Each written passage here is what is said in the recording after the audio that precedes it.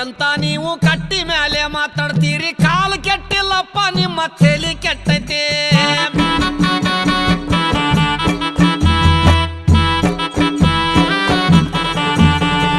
ಈಗಿನ ಹುಡುಗರೆಲ್ಲ ತುರ್ಬ ಜುಟ್ಲ ಹಾಕ್ತಾರ ಹೂವ ಇಡುವುದು ಒಂದೇ ಈಗ ಬಾಕಿ ಉಳ್ದೈತಿ